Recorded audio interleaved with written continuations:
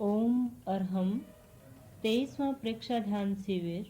स्थान अध्यात्म साधना केंद्र महरौली नई दिल्ली। दिनांक 18 नवंबर 1981। सानिध्य युग प्रधान आचार्य श्री तुलसी। प्रवचनकर्ता युवाचार्य श्री महाप्रज्ञ जी। अभय की मुद्रा प्रवचनमाला के अंतर्गत। विषय रचनात्मक भय। कुंज गुरुदेव ज्योति की साधना करने वाले साधक का दिन और रात और दिन दोनों के बीच में संध्या।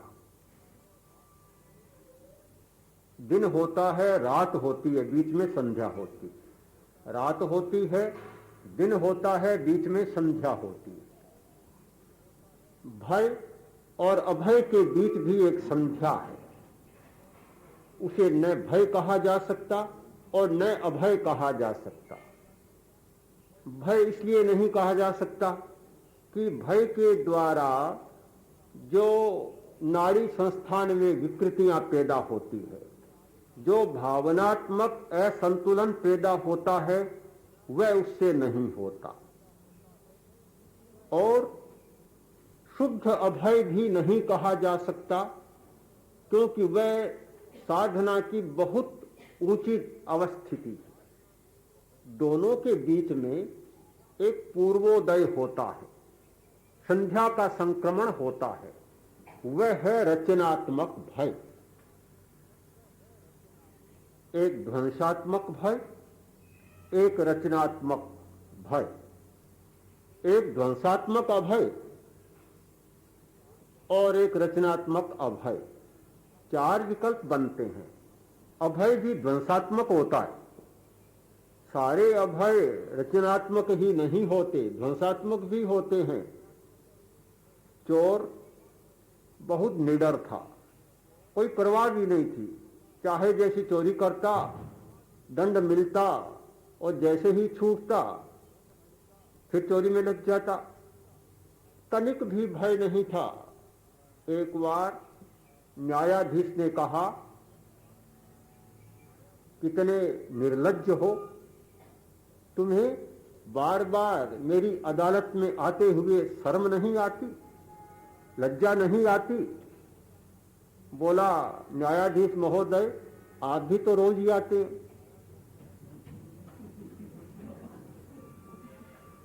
मुझे फिर क्या लज्जा होगी? तो कोई लज्जा होती ही नहीं। लज्जा, अनुशासन और मानसिक संकोच, ये रचनात्मक भय के ही नाम है। रचनात्मक भय को हम लज्जा कह सकते हैं, अनुशासन कह सकते हैं, मानसिक संकोच कह सकते हैं। मानसिक संकोच है, आदमी बुरा काम नहीं करता। अनुशासन है, इसलिए बुरा काम नहीं करता। आत्मानुशासन नहीं बना है, किंतु फिर भी अनुशासन है कि बड़े लोगों का निषेध है, ऐसा काम नहीं करना चाहिए। हमारे विद्या गुरुओं का निषेध है कि ऐसा काम नहीं करना चाहिए। बड़े बूढ़े लोग कहते हैं कि यह काम नहीं करना चाहिए, इसलिए नहीं करता। अनुशासन है। यह भी रचनात्मक भय। एक मानसिक लज्जा है, यह काम करूं कोई देख लेगा, अच्छा नहीं लगेगा। लज्जावश भी वह कोई बुरा काम नहीं करता है। भय है मन में कि कोई देख लेगा। शुद्ध दृष्टि बिल्कुल नहीं है। आध्यात्मिक दृष्टि यद्यपि नहीं है कि कोई देखे या न देखे, मुझे ऐसा काम नहीं करना चाहिए, ऐसी दृष्टि नहीं है। आध्यात्मिक दृष्टि वह होती है कि जहां यह प्रश्न नहीं होता कि कोई देखे या न देखे, चाहे देखे चाहे न देखे। आध्यात्मिक दृष्टि वाला व्यक्ति वैसा आचरण नहीं करता, किंतु व्यावहारिक दृष्टि वाला व्यक्ति ये जरूर सोचता है कि कोई देख न ले। कुछ आदमी इतने निर्लज्ज होते हैं कि वे इस बात की परवाह नहीं करते कोई देख लेंगे, भले देखो मेरा क्या लिया। ये अभय भी विध्वंसात्मक हो गया। इस बात की कोई चिंता नहीं करते, परवाह नहीं करते। अभय भी ध्वंसात्मक हो जाता है।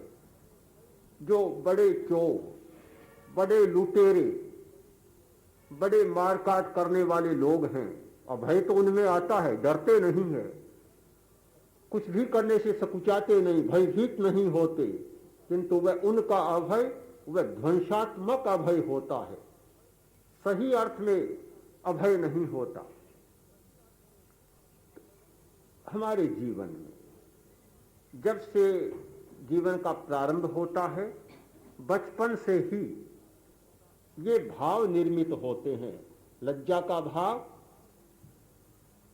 अनुशासन का भाव और मानसिक संकोच का भाव, और ये भाव बहुत बुराइयों से बचाते भी, बचाव करते हैं।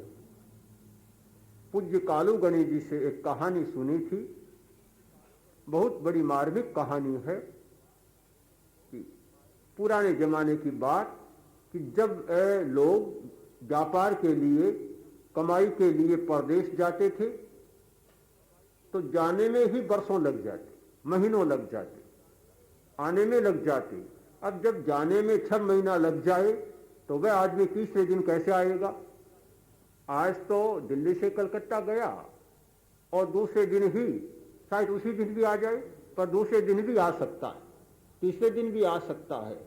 जाने और आने में 2.5 घंटा का काम है, 2 घंटा का काम है। और पुराने जमाने में राजस्थान से कोई चलता और कलकत्ता पहुंचता तो शायद महीनों लग जाते, कई महीने लग जाते। तो इतना जल्दी कैसे आए? 12-12 वर्ष तक वहां प्रदेश में कमाने के लिए रहते और फिर कभी आते।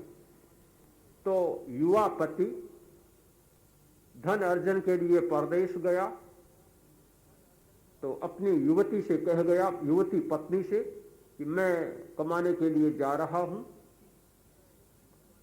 और तुम एक बात का ध्यान रखना कि कुल की मर्यादा को बराबर बचाना, बिल्कुल ध्यान रखना,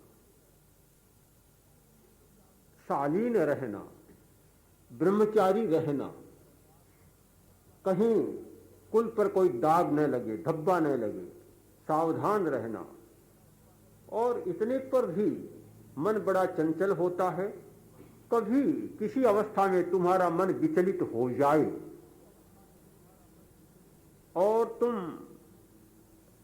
कोई सहवास भी करना चाहो तो एक काम जरूर ध्यान रखना कि उस व्यक्ति को खोज लाना जो सबसे ज्यादा दूर जंगल में जाता है, शौच के लिए सबसे दूर जाता हो जंगल में, उस व्यक्ति को खोज लाना। बात मान ली, पति चला गया, पत्नी बहुत शालीन, बहुत संयमी और बराबर इस बात का ध्यान रखती अपने कुल परंपरा का। वर्ष बीत गए, कई वर्ष बीत गए, बहुत सावधान रही, पर आखिर मन की अवस्था भी तो एक रूप नहीं रहती। बड़े बड़े संयमी साधक जो वर्षों तक तपस्या तपने वाले, करने वाले, उनका मन भी न जाने किस समय में, किस स्थिति में चला जाता है और मूर्छा किस प्रकार घनी हो जाती है, कल्पना नहीं की जा सकती। जीवन भर तप तपने वाले 70 वर्ष तक पहुंचते पहुंचते मूर्छित हो जाते, जीवन भर जागरूक रहने वाले मूर्छित हो जाते हैं, और जीवन भर मूर्छित रहने वाले मरते मरते इतने जागरूक बन जाते हैं, लोग कहते हैं कि इस आदमी ने कभी धर्म किया ही नहीं, अध्यात्म का नाम नहीं लिया, और अंतिम 10 दिन ऐसे निकाले जैसे कि महान तपस्वी का जीवन हो। दोनों प्रकार की स्थितियां बनती है, मूर्छा टूटती भी है और मूर्छा घनी भी होती है। आश्चर्य नहीं है, ये एक कर्म शास्त्रीय प्रक्रिया है और ऐसा होता है। तो ये तो सामान्य गृहस्थी थी, सामान्य युवती थी, कोई आश्चर्य की बात ही नहीं। एक दिन मन विचलित हो गया, पर बात थी कि पति का आदेश पूरा पालन करना है। अपने नौकर को भेजा कि जाओ उस आदमी को बुला लाओ कि जिसने शौच के लिए सबसे ज्यादा दूर जाने का संकल्प हो या जाता हो। खोज खाज कर एक आदमी को ले आया। आ गया, बातचीत की, अपनी भावना प्रकट की और कहा कि आप इतनी दूर क्यों जाते हैं? कि लज्जा बहुत है, बहुत सकुचाता हूं, बड़ा संकोचशील हूं, बहुत लाज है, शर्म है। तो इतनी दूर जाने का मतलब कि कोई आदमी भी मेरे गुप्तांग को न देख सके, कोई पक्षी भी न देख सके, और क्या शौच के लिए जाता हूं तो अपने पास जो शिकोरा होता है उसे भी ऐसी ओट में रखता हूं कि मेरे गुप्तांग को न देख सके। इतना लज्जालु हूं। उसने तत्काल कहा कि ठीक है, बड़ी कृपा की, मैंने जानना चाहा, आप अपने घर पर आते। समझ गई मन में? लज्जा बचा देती है, लज्जा से बहुत बड़ा बचाव हो जाता है। तो ये लज्जा, मानसिक संकोच, ये सारे रचनात्मक भय हैं। आदमी रोग से डरता है, मृत्यु से डरता है। मैं समझता हूं ये हमारी बहुत पुरानी मनोवृत्ति है। हम परिणाम से डरते हैं, प्रवृत्ति से नहीं डरते। और परिणाम से डरने का कोई अर्थ नहीं होता। डरना चाहिए प्रवृत्ति से, न कि परिणाम से। किंतु हमेशा हमारी ये दुर्बलता रही है मनुष्य की कि परिणाम से डरना, प्रवृत्ति से न डरना। अब परिणाम हो गया, डरने का कोई अर्थ भी नहीं होता, फिर भी डरते हैं। और प्रवृत्ति से डरने का कोई अर्थ होता है, फिर भी हम नहीं डरते। डरना चाहिए प्रवृत्ति से। रोग से डरते हैं, जिन कारणों से रोग पैदा होते हैं उन कारणों से नहीं डरते। यदि हम रोग के कारणों से भय करते हैं तो हमारा भय रचनात्मक हो जाता है। एक अर्थ होता है, रचनात्मक होता है कि अधिक खाऊंगा तो रोग हो जाएगा, अधिक खाने से डर। कुपथ्य खाऊंगा तो रोग हो सकता है, कुपथ्य खाने से डरे। मानसिक आवेग आएंगे तो रोग हो जाएगा, यानी गुस्सा करूंगा तो हार्ट ट्रबल हो सकती है, रक्तचाप बढ़ सकता है, शरीर में विष पैदा हो सकता है, तो क्रोध करने से डरे। रोग को पैदा करने वाले कारणों से डरे तो हमारा डर रचनात्मक हो जाता है।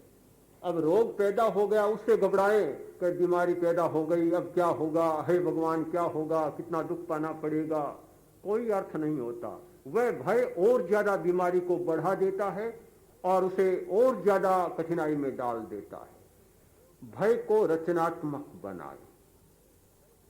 मौत से डरते हैं, मौत के कारणों से नहीं डरते। मौत से तो बड़ी घबराहट है, पर आपको ये तो पता है कि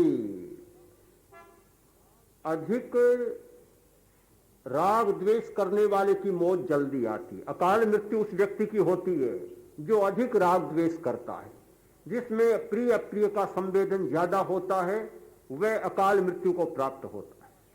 अकाल मृत्यु के कारण है अति आहार, बहुत ज्यादा खाना, बहुत ज्यादा नींद लेना, बहुत ज्यादा प्रमादी होना, बैठे ही रहना,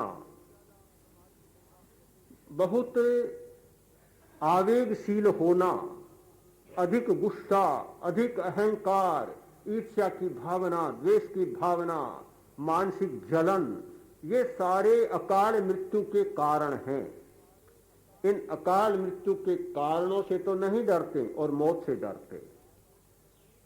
रचनात्मक भय होता है कि हम मृत्यु को असमय में लाने वाली प्रवृत्तियों से डरें, उनके प्रति जागरूक रहें, सावधान रहें कि हमारी जल्दी मृत्यु न आ सके। हमारा भय रचनात्मक हो जाता है। अकीर्ति का भय, हर आदमी को लगता है अपयश न हो, अकीर्ति न हो, बदनामी न हो, आदमी डरता है, बहुत सावधान रहता है। किंतु अकीर्ति पैदा करने वाले कारणों से भय नहीं। बड़ी विचित्र बात है। आचरण और व्यवहार तो वैसे हैं कि जिनसे अकीर्ति पैदा हो।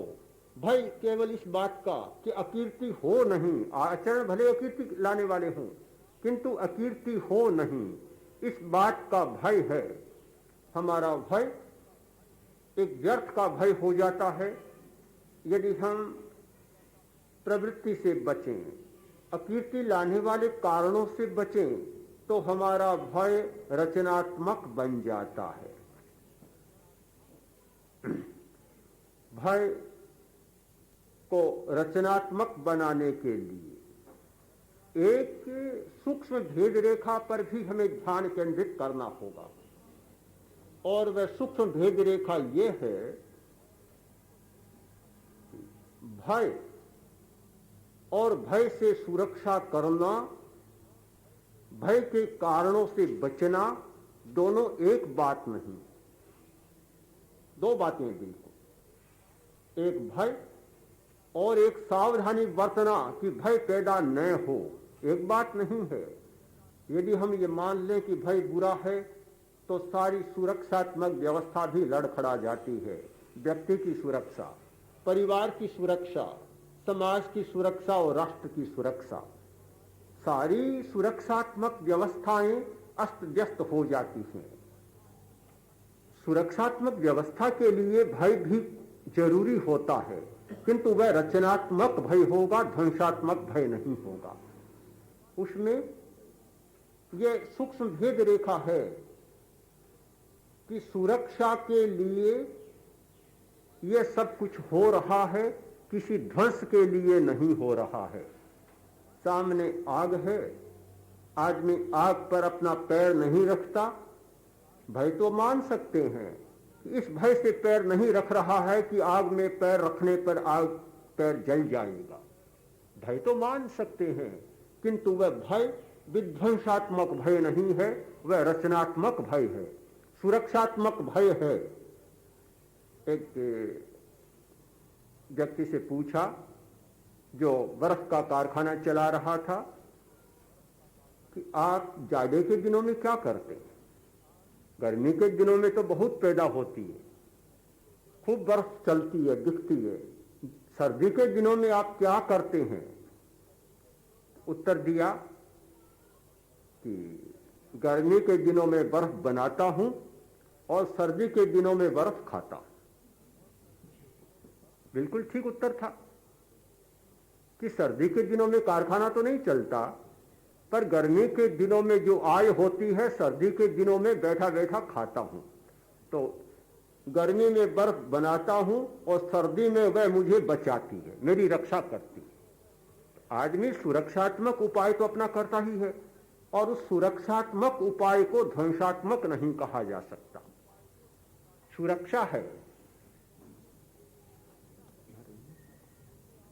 प्रत्येक व्यक्ति अपने आप को भय और भय के साधनों से, निमित्तों से बचाता है।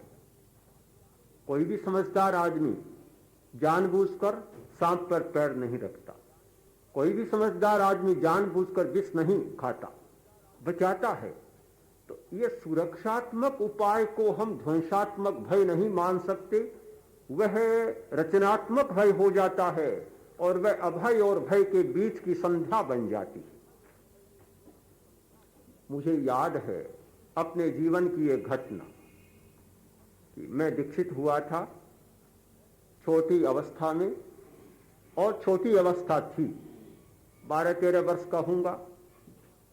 पूज्य कालूगणी जी मोमासर में विराज रहे थे, मेरे सहपाठी मुनि बुद्धमल जी मेरे साथ बैठे थे। हम दोनों पूज्य कालूगणी जी की उपासना में थे, और पूज्य कालूगणी जी ने कहा, लो एक दोहा सीखो। हमें एक दोहा सिखाया, हर डर गुरु डर गांव डर। दर करणी में सार, तुलसी डरे सो उबरे गाफिल खावे मार। अर्थ बताया कि हर डर भगवान से डरो, गुरु डर गुरु से डरो, गांव डर गांव से डरो। डर करनी में सार, कि डर बहुत सार है, भय निकम्मा नहीं है, डर बहुत काम की बात है, सारभूत वस्तु है। तुलसी डरे सो उबरे गाफिल खावे मार, जो डरता है वह बच जाता है, जो नहीं डरता है वह मार खाता है। हम लोगों ने समझा कि बहुत काम की बात बताई कि हम तो वैसे ही बहुत डरते हैं, तुलसी के पास पढ़ते हैं और तुलसी से बहुत डरते हैं, उनके पास ही पढ़ते हैं, उनसे डरते हैं। और पूज्य कालूगणी जी ने कह दिया तुलसी डरे सो उबरे, तुलसी से डरता है वह तो उभर जाता है और गाफिल है मार खाता है। हमें नहीं पता था कि संत तुलसीदास ने यह दोहा लिखा है, यहाँ तुलसी से मतलब संत तुलसीदास है। हमने यही समझा और बिल्कुल बरसों तक यही समझते रहे कि तुलसी से डरने वाला उबर जाता है और जो तुलसी से नहीं डरता वह मार खाता है। मैं समझता हूं इस दोहे ने मेरा और मेरे सहपाठी मुनि बदमल जी का दोनों का जीवन का निर्माण कर सचमुच निर्माण किया। तो मैं ये मानता हूं कि भय रचनात्मक होता है तो जीवन का निर्माणकारी होता है। मैं जो सारी चर्चा कर रहा था कि अभय बने, डरना नहीं है, भय से मुक्त होना है, उसका तात्पर्य है ध्वंसात्मक भय से बचें। मैं शुद्ध अभय की चर्चा भी करना चाहता हूं। हमें बनना वहां अभय शुद्ध बनना है, अभय की भूमिका तक पहुंचना है और उस भूमिका तक पहुंचना है कि शुद्ध आध्यात्मिक चेतना जाग जाए, सारे भय विलीन हो जाए, हमारी सारी प्रेरणाएं, अंतः प्रेरणाएं वे सारी की सारी अध्यात्म में से स्फूर्त हो, कहीं भी बाहर से प्रभावित न हो। सारी उद्दीपक सामग्रियां, सारे निमित्त और सारे हेतु विलीन हो जाए। केवल शुद्ध अध्यात्म चेतना के द्वारा हमारे जीवन का क्षण क्षण संचालित हो, उस भूमिका पर हमें पहुंचना है। किंतु बचपन को भी मैं जानता हूं, यौवन को भी जानता हूं, प्रौढ़ता को भी जानता हूं। जब तक प्रौढ़ता की भूमिका पर न चले जाएं, बचपन की भूमिका में जी रहे हैं और वहां शुद्ध अध्यात्म प्रेरणा की बात करूं तो स्वाभाविक नहीं होगी, प्रासंगिक भी नहीं होगी। प्रासंगिक यही है कि उस बचपन की भूमिका में रचनात्मक भय का आलंबन होता है। यौवन की अवस्था में जो साधना का यौवन है उसमें रचनात्मक भय से भी ऊपर उठकर और शुद्ध अभय की भूमिका में आरोहण कर देते हैं। और जब अध्यात्म के शिखर पर हमारे पैर, हमारे चरण संचालित होते हैं, वहां शुद्ध अध्यात्म की चेतना जाग जाती है, भय बिल्कुल गिर जाता है, बिल्कुल समाप्त हो जाता है और केवल बचता है अभय। अभय, अभय की मुद्रा, अभय का हाव भाव, अभय की अंतःस्रोतिनी प्रेरणा और सब कुछ अभय ही अभय। सब्बो पमत्तस्य भयम, सब्बो अपमत्तस्य नत्थि भयम। प्रमादी के लिए सब ओर से भय होता है, अप्रमादी के लिए कहीं भी भय नहीं होता। जो लोग प्रेक्षा ध्यान के शिविर में आए हैं, प्रेक्षा ध्यान की साधना करने के लिए आए हैं, किस लिए आए हैं? कि अभय की चेतना जागे। कैसे जाग सकती है, इसका भी थोड़ा स्पष्ट ज्ञान आवश्यक मानता हूं। हमारे शरीर में दो तंत्र हैं, एक नाड़ी संस्थान और दूसरा ग्रंथि संस्थान। हमारा जीवन सारा उनके द्वारा संचालित है। नाड़ी संस्थान और ग्रंथि संस्थान के द्वारा संचालित हैं। एक होती है परिस्थिति बाहर की, वह हमें प्रभावित करती है। तो बाहर की परिस्थिति और आंतरिक रसायन, इन दोनों से हम प्रभावित होते हैं।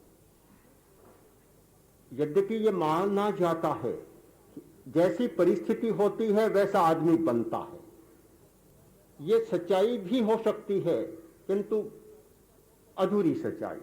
पूरी सच्चाई यह है कि परिस्थिति और रसायन दोनों का योग होता है, वैसा आदमी बनता है। परिस्थिति को परिष्कृत करने के उपाय भी हम करते हैं, व्यवस्था को बदलने के उपाय भी करते हैं, कर लेने पर भी काम बनता नहीं। जब तक भीतरी रसायनों को बदलने का काम नहीं होता तब तक पूरा काम नहीं बनता। हम ज्यादा प्रभावित हैं अपने भीतर के रसायनों से, हमारी अंतःस्रावी ग्रंथियों से स्रवित होने वाले रसायनों से, और वे रसायन प्रभाव डालते हैं तो हम परिस्थिति को लांघ कर भी जा सकते हैं, उसका अतिक्रमण भी हो सकता है। और वे रसायन अनुकूल नहीं होते हैं तो परिस्थिति मामूली भी हमें प्रभावित कर सकती है, बाधित कर सकती है। प्रेक्षा ध्यान का अभ्यास करने वाले व्यक्ति इस सच्चाई का अनुभव करें कि वास्तविकता यह है कि रसायनों को बदलने का उपक्रम करें। आज ध्यान करना, और इस वैज्ञानिक युग में ध्यान करना केवल अंधेरी कोटड़ी में ढेला फेंकना नहीं होना चाहिए। इतना विज्ञान का विकास हो चुका है, उसके संदर्भ को छोड़कर और केवल अंधेरे में चलते चले और संतोष मानते जाएं, यह संभव नहीं लगता। कल ही हमारी प्रोफेसर शर्मा से बात हो रही थी। एनसीईआरटी में जो साइकोलॉजी के प्रोफेसर हैं, हेड हैं, डॉक्टर भाटिया साहब थे। बात चली,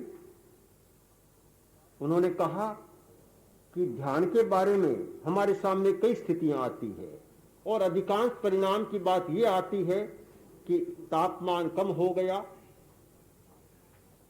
ब्लड प्रेशर की बीमारी ठीक हुई, वजन घटा या बढ़ा, इस प्रकार के परिणाम की चर्चा ज्यादा आती है।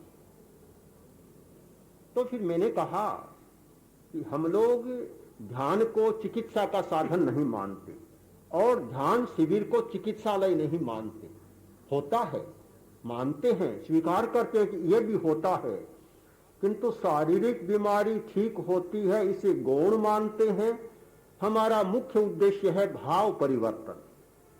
जब तक भाव परिवर्तन नहीं होता तब तक ध्यान की निष्पत्ति हमारी दृष्टि में नहीं है। हमारे भाव बदलने चाहिए। हिंसा के भाव, उद्दंडता के भाव, उच्छृंखलता के भाव, क्रूरता के भाव, हमारे जो भाव हैं वे भाव बदलने चाहिए। यदि भाव का परिवर्तन नहीं होता है तो मैं समझता हूं कि ध्यान की निष्पत्ति पूरी नहीं होती। और उपाय के द्वारा भाव परिवर्तन किया जा सकता है। ध्यान की पद्धतियां हैं कि जिनके द्वारा भाव का परिवर्तन किया जा सकता है। ज्योति केंद्र पर ध्यान होता है, क्रोध का भाव बदल जाता है। दर्शन केंद्र पर ध्यान होता है, मोह का भाव बदल जाता है, अंतर्दृष्टि जाग जाती है।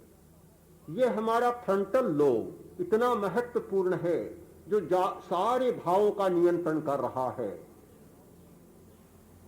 यह आगे की एरिया, मस्तिष्क का आगे का क्षेत्र, सामने का क्षेत्र, उसमें हाइपोथैलेमस, पिनियल, पिट्यूटरी। तो हमारे सारे भावों का नियंत्रण यह टेम्परल लोब कर रहा है और उसका नियंत्रण है हाइपोथैलेमस पर। हाइपोथैलेमस पिनियल और पिट्यूटरी पर नियंत्रण कर रहा है। और पिट्यूटरी सारे ग्लैंड्स पर नियंत्रण कर रही है। तो हमें भाव परिवर्तन की प्रक्रिया में जाना है तो मस्तिष्क, ललाट और मस्तिष्क का अगला हिस्सा, इस इतने से भाग पर ध्यान केंद्रित करना होगा। इस पर ध्यान केंद्रित किए बिना भावों को नहीं बदला जा सकता। यदि आप नाभि पर ध्यान करते हैं, तेजस केंद्र पर ध्यान करते हैं, तो एड्रिनल सक्रिय हो सकता है और उत्तेजना बढ़ सकती है, प्राण शक्ति बढ़ती है, इसमें कोई संदेह नहीं। प्राण विद्युत का विकास हो सकता है, किंतु साथ साथ में आवेगों का विकास भी हो सकता है। एड्रिनल का काम है सारे आवेगों और आवेशों को जन्म देना, पैदा करना। यह आज का विज्ञान का सिद्धांत भी है और पुराना योग का सिद्धांत भी है। योग सम्मत भी है कि हमारी जितनी ये वृत्तियां हैं, क्रोध, लोभ, भय, ये सारी वृत्तियां नाभि के आसपास जागती है। आज का शरीर शास्त्रीय सिद्धांत भी है कि एड्रिनल ग्लैंड्स ही इन सारी वृत्तियों को व्यक्त करने के लिए जिम्मेदार हैं। इन सारी वृत्तियों पर, इन सारी संज्ञाओं पर, इन सारे आवेशों पर नियंत्रण पाया जा सकता है हाइपोथैलेमस, जिससे प्रेक्षा ध्यान की पद्धति में शांति केंद्र कहा जाता है। शांति केंद्र, ज्योति केंद्र और दर्शन केंद्र, ये तीन केंद्र भ्रिकुटी से लेकर और सिर के अगले भाग तक जो तीन केंद्र हैं, ये हमारे सारे जीवन के भाव परिवर्तन के लिए जिम्मेवार हैं। बुरे भाव पैदा होते हैं तो यहीं से स्रवित होते हैं, अच्छे भाव पैदा होते हैं तो यहीं से स्रवित होते हैं। पद्धति है कि बुरे भावों को बदला जा सकता है। लेश्या ध्यान, जो जैन साधना पद्धति का एक महत्वपूर्ण अंग है, महत्वपूर्ण प्रक्रिया है, कि रंगों का विभिन्न प्रकार से ध्यान करने पर हमारे विभिन्न प्रकार के मनोभाव बदल जाते हैं। कलर थेरापी ने आज रंगों के महत्व पर बहुत प्रकाश डाला है। विदेशों में इस पर बहुत काम हो रहा है और बहुत साहित्य निकल रहा है। हमारे यहाँ प्राकृतिक चिकित्सा में भी रंग चिकित्सा, सूर्य रश्मि चिकित्सा का स्थान है, किंतु ध्यान की प्रक्रिया के साथ लेश्या ध्यान और रंगों के ध्यान की प्रक्रिया का, प्रेक्षा ध्यान की पद्धति में जो विकास हुआ है, उसे मैं बहुत महत्व देता हूं। बहुत सारे लोग मानते हैं कि क्रोध की आदत इतनी जटिल है कि बदलती नहीं बदलती, और ये तो मान लिया गया कि स्वभाव तो बदलता ही नहीं। आम बात है, कहीं से पूछो, किसी से पूछो, हर आदमी कहेगा अरे भाई स्वभाव कभी बदलता है। राजस्थानी में तो प्रसिद्ध दोहा है कि जाका पड़ा स्वभाव जासी जीवसु, नीमन मीठा होय सींचो गुड़ घीवसु। तो जिसका स्वभाव पड़ गया वह कभी बदलने का नहीं। क्या नीम को भी मीठा किया जा सकता है? चाहे घी से सींचो चाहे गुड़ से सींचो, नीम कब मीठा होने वाला है? तो स्वभाव कब बदलने वाला है? हमने अनुभव के साथ, प्रयोग के साथ देखा कि शायद इस बात को उलट दिया। स्वभाव भी बदला है और ऐसा बदला है जिसकी कल्पना नहीं की जा सकती। जिस व्यक्ति के क्रोध के भयंकर स्वभाव को लेकर सारे परिवार के लोग तप्त थे और ये मानते थे कि ये घर में क्या पैदा हुआ है सबको तिल मिला लेता है, कभी बदलने का नहीं, ये जीवन भर भुगतना ही पड़ेगा। 10 दिन के प्रयोग के बाद उसकी पत्नी ने अपने पिता से कहा कि पिताजी मेरा पति तो बहुत बदल कर आया है। तो पिता ने कहा जल्दी मत करो, नया मुल्ला बांग ज्यादा देता है, अभी देखो, जल्दी मत करो, क्या होता है अभी देखो। देखा, वर्ष भर देखा तो वही शांत, वैसा ही शांत। उसकी पत्नी आई, गंगा शहर आचार्य वर्ग का चतुर्मास था, उसकी पत्नी आई, युवती है, छोटी अवस्था की, 25-30 वर्ष की होगी, 25 वर्ष की मुश्किल से, मेरे पास बैठी और रोने लग गई। आधा घंटा रोई होगी। मुझे मालूम है कि कितनी बार समझा कर मैंने उसके आंसू बंद किए। मैंने कहा रोती क्यों हो? क्या करूं, क्या बताऊं, मेरा नारकीय जीवन स्वर्ग में बदल गया। पुराना दुख निकाल रहे हैं। हाँ, पुराना दुख निकल रहा है।